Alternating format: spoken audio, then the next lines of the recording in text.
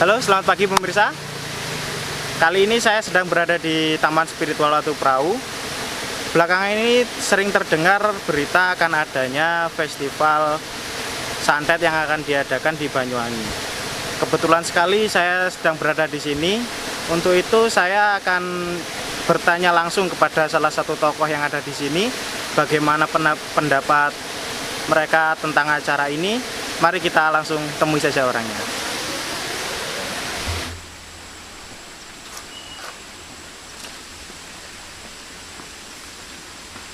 Selamat siang, Mas Dar, Rayu. Selamat siang, Rayu. Bentar ya. Iya, ya. Mana? Bisa minta waktunya sebentar? Monggo gaturan.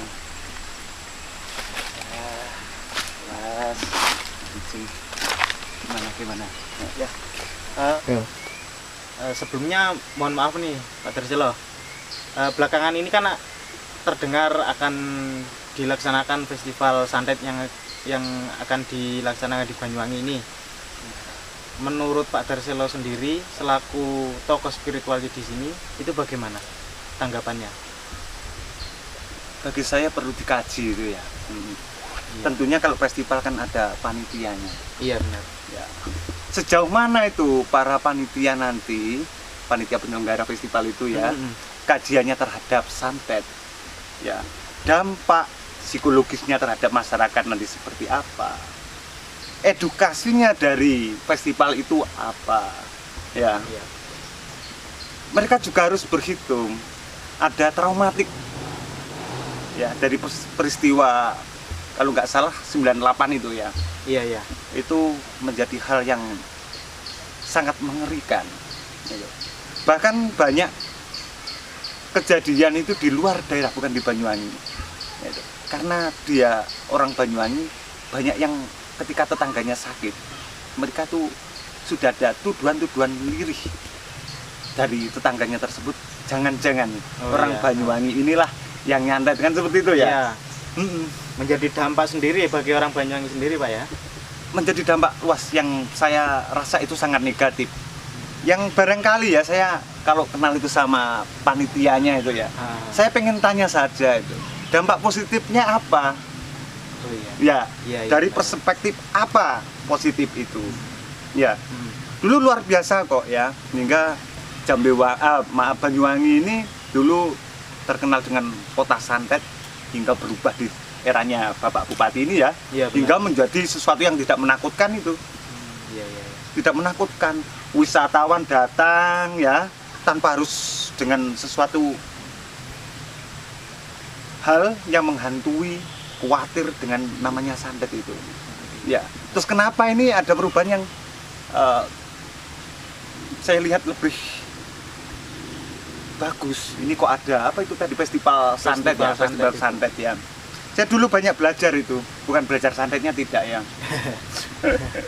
Saya banyak belajar ya dari jenis-jenis santet, mulai sandungan, jenis santet gelangan, jenis santet kanoman, ada jenis santet memedian ya, ada jenis santet gunungan atau orang banyak menyebut pring dapur itu ya. Ya, saya banyak mengkaji itu. Hingga saya tahu orang ini kena santet atau mereka itu hanya merasa kena santet. Itu.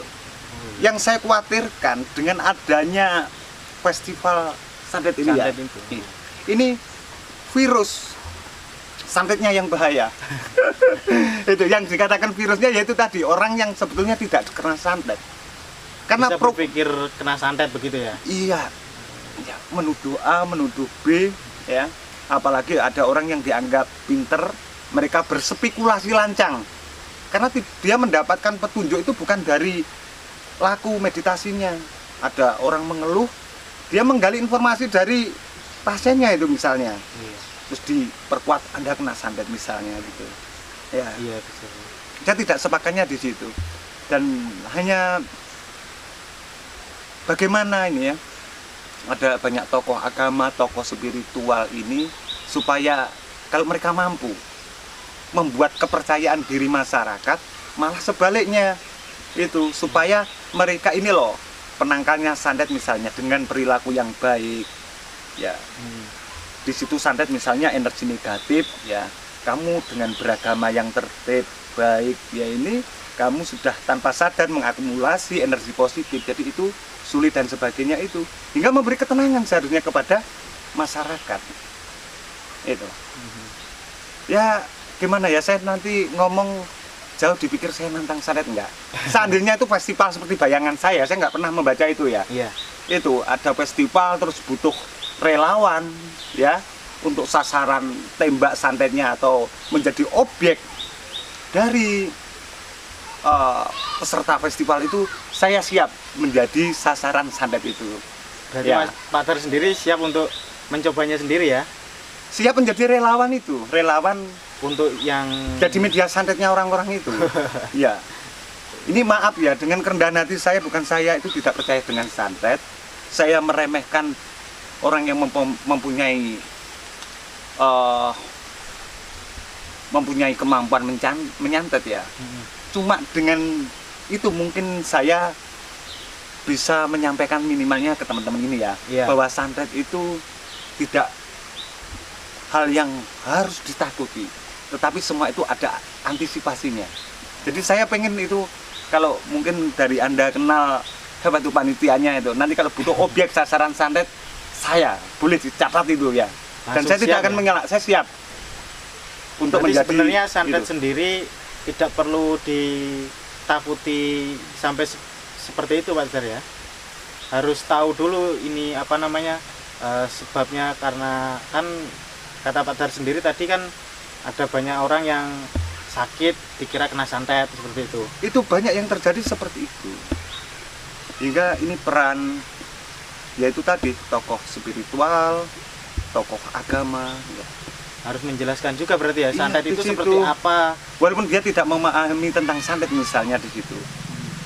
Saya rasa anti santet itu ada di situ, walaupun tidak dijelasin ini anti santet itu. Jadi kalau orang melakukan agama pasti yang nggak baik gitu ya. Iya. Ya kan membuat orang positif, mereka baik ya. Itu otomatis energi yang di dalamnya itu adalah energi positif. Saya yakin itu tidak segampang itu. Yo. Berarti pada intinya untuk Pak Darselo sendiri kurang setuju diadakannya festival santet yang di Banyuwangi ini. Mungkin saya lebih tepat itu saya tidak setuju. Perlu Lebih tepatnya- dikaji dari beberapa sudut pandang, dari beberapa perspektif itu. Ya. Edukasinya mau macam-macam lah di situ ya, dampak-dampak negatifnya dulu itu. Kalau begitu saya terima kasih nih Pak Darselo sudah mengganggu waktunya, mohon maaf. Sudah diberi waktu juga, saya ucapkan terima kasih untuk informasinya. Saya lanjut ke teman-teman yang lain dulu Pak Dar ya. Siap-siap, terima kasih Terima kasih waktunya. Pak Dar. Mari. Rahayu. Rahayu. Rahayu.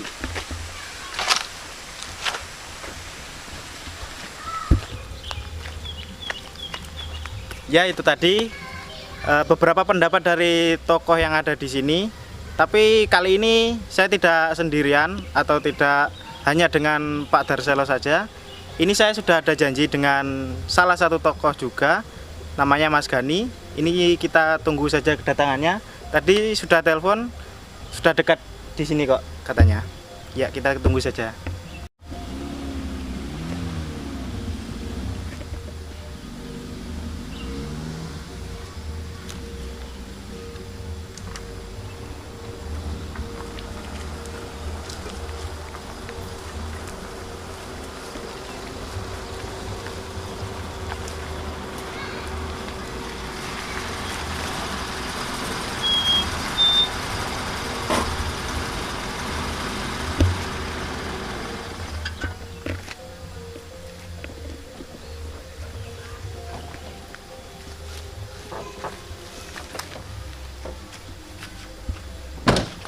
Selamat siang Mas Gani. Yuk, selamat siang. Gimana kabarnya? Alhamdulillah sehat. Sehat ya? Gimana kabarnya? Alhamdulillah sehat. Gimana perjalanannya tadi? Wis perjalanannya luar biasa loh. Jalannya agak sulit ya? Sedan bergoyang. Sedan bergoyang. Sedan bergoyang.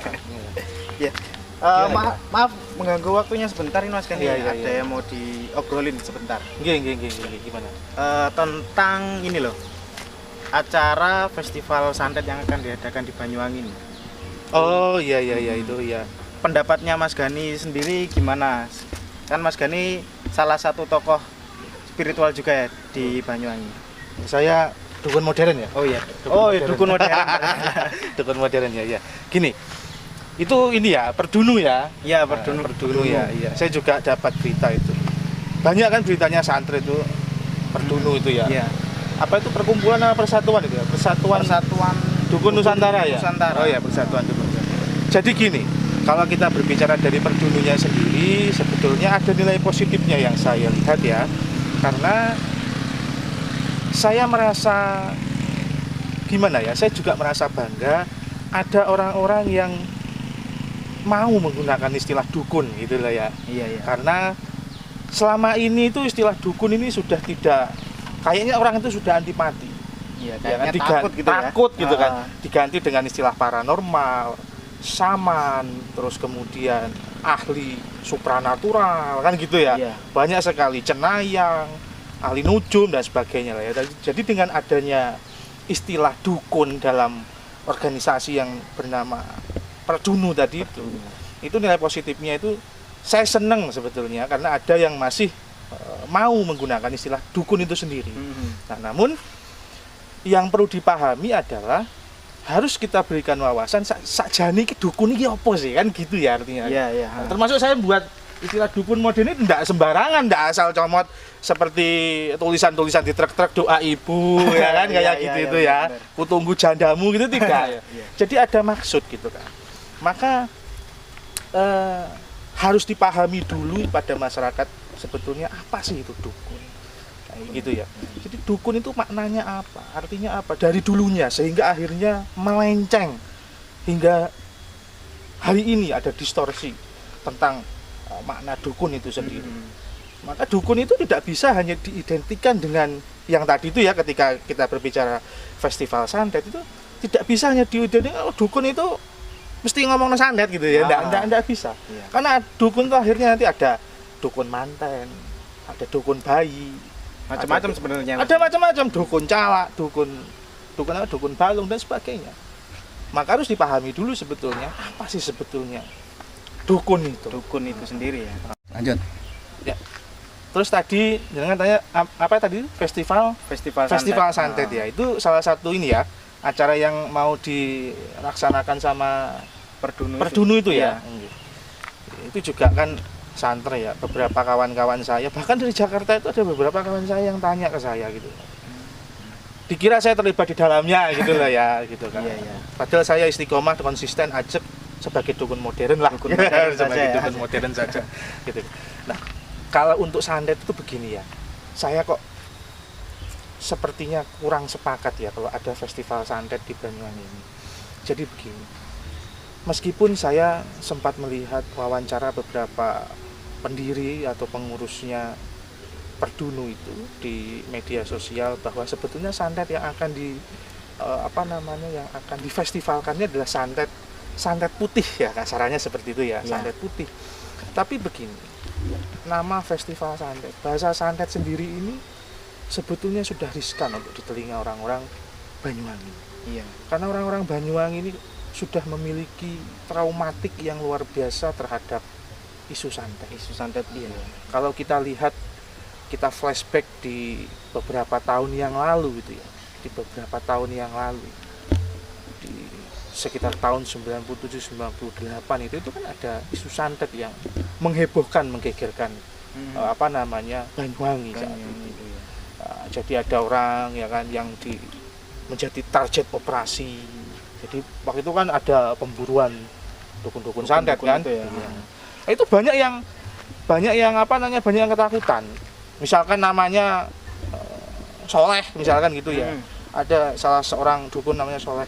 Di depannya ini ada baku lombok misalkan namanya Soleh itu. Itu sampai baku lomboknya yang namanya Soleh itu bunuh diri. Karena saking ketakutannya, karena kemiripan namanya tadi. Sampai ada fenomena di mana dulu itu warung-warung itu nggak boleh jualan silet, nggak boleh jualan jarum. Itu ketika setelah maghrib itu sampai pagi itu nggak boleh.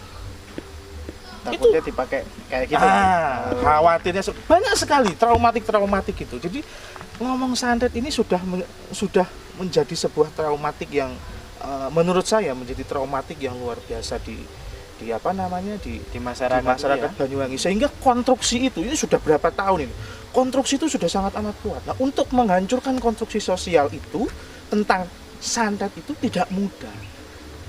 Apalagi festival santet misalkan gitu ya, artinya ya itu ketika itu di blow up di media banyak sekali menjadi perbincangan, orang pasti akan mengarahnya langsung ke hal yang negatif dulu. Meskipun berulang kali dikatakan bahwa santet yang akan difestivalkan ini adalah santet putih atau santet yang positif misalkan seperti itu. Ya. Tapi konstruksi sosial itu, bangunan sosialnya itu sudah lumayan kuat dan mengakar. Sudah masuk di pikiran bawah sadar setiap warga di Banyuwangi. Nah, traumatik itu menyembuhkannya luar biasa sulit. Sama seperti dengan isu PKI, isu komunis di Indonesia. Jangan sekali-kali kita menyentil itu. Karena ketika kita sentil itu, traumatiknya akan terjadi. Kalau dalam istilah istilah sainsnya itu namanya abreaksi, luapan emosi yang luar biasa. Itu yang akan terjadi karena traumatik tadi. Apalagi festival santet ini informasinya yang saya dengar ya, itu kan katanya mau dilaksanakan di bulan Suro ya. Iya benar. Di bulan Suro itu ya. Menurut informasi sih begitu, Mas. Bulan Suro ya, iya, itu ya. Benar. Nah, itu juga saya menjadi tanda tanya besar itu, Mas. Tanda tanya besar sekali. Kok kenapa ditaruh di bulan Suro? Mohon maaf, padahal di sana itu banyak tokoh-tokoh spiritual ya yang ada di sana. Saya tidak tahu apakah Suro ini diidentikan dengan sebuah bulan magis atau bagaimana. Tapi yang harus kita pahami bahwa Suro ini kan bulan duka, Mas. Makanya kan kenapa orang-orang kalau misalkan waktunya bulan Suro ini tidak ada yang punya hajat, Mas. Itu ada historisnya.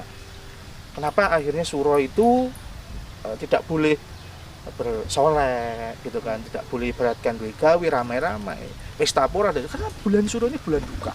Nah, menjadi sebuah tanda tanya besar jika para tokoh spiritual yang dianggap sudah mampu, yang dianggap sudah mengerti, terus membuat acara, membuat festival itu di bulan Suro. Nah, gitulah artinya ya. Iya. Artinya itu namanya festival loh, ada pesta gitu lah. Pesta besar ini. Pesta besar, padahal di Jogja gitu kan, itu banyak loh peringatan-peringatan simbolik tentang Suro itu sendiri, bahwa tidak boleh bersesolek ya kan.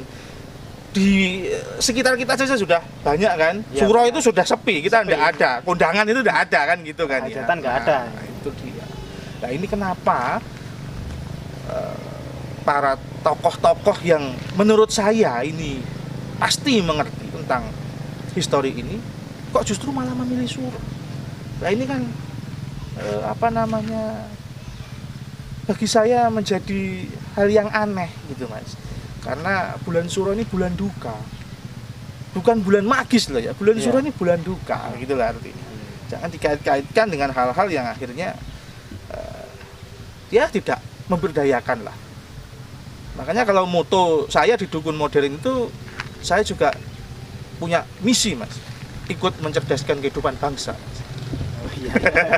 Makanya Dukun Modern gitu, Dukun Mas. Modern, Mas, ya. Dukun Modern bahasanya. Oke, Mas Gani, terima kasih sudah meluangkan iya. waktunya, sudah bisa mengobrol banyak dengan Mas Gani. Iya. Mas Gani, habis ini mau kemana ini? Wes, mau menikmati situasi di sini ya. Iya. Ya sudah, kalau gitu Mas Gani, saya ucapkan terima kasih. Nggih. Ya. Siap. Saya tak lanjut ke sana dulu Ya, ya. Nggih. Assalamualaikum. Ya, waalaikumsalam Mas Gani. Oke, itu tadi beberapa pendapat dari tokoh spiritual yang saya temui hari ini. Itu saja, terima kasih dan sampai jumpa.